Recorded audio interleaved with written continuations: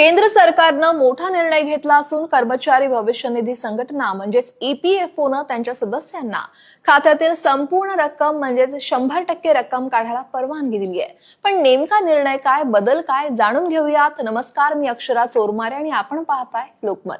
तर आधी ईपीएफओ मधून रक्कम काढण्यासाठी 13 वेगवेगळे नियम होते। आता हे नियम सोपे करून फक्त 3 प्रकारात विभागले गेले आहेत। केंद्रीय कामगार मंत्री मनसुख मांडवीय यांच्या अध्यक्षतेखाली बैठकीत हा निर्णय घेण्यात आला। तर आता नेमके कशासाठी पैसे काढता येणार, तर गरजांसाठी, यामध्ये आजारपण, शिक्षण आणि लग्न, यानंतर घरासाठी आणि तिसरं म्हणजे विशेष कारणांसाठी। तर शिक्षण आणि लग्नासाठी किती वेळा पैसे काढता येणार, शिक्षणासाठी 10 वेळा, लग्नासाठी 5 वेळा रक्कम काढता येईल आणि विशेष परिस्थितींमध्ये रक्कम काढताना आता कारण सांगण्याची आवश्यकता राहणार नाहीये। यामुळे अनेक अर्ज फेटाळले जाण्याचं प्रमाण कमी होईल। आंशिक पैसे काढण्यासाठी आता सेवा कालावधी 12 महिने ठेवलाय।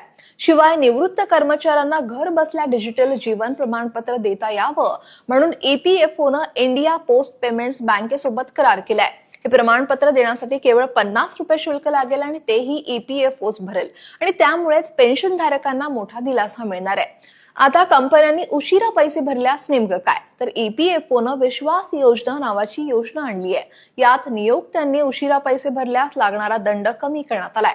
आता दंड फक्त 1% मर्यादित असेल।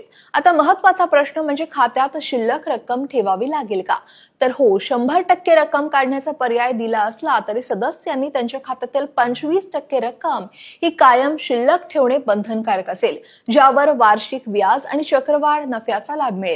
या नव्या सुधारणांमुळे सदस्यांना निवृत्ती निधी अथवा पेन्शन हक्कांमध्ये कोणतीही तडजोड न करता तातडीच्या आर्थिक गरजा पूर्ण करण्यास मदत होईल।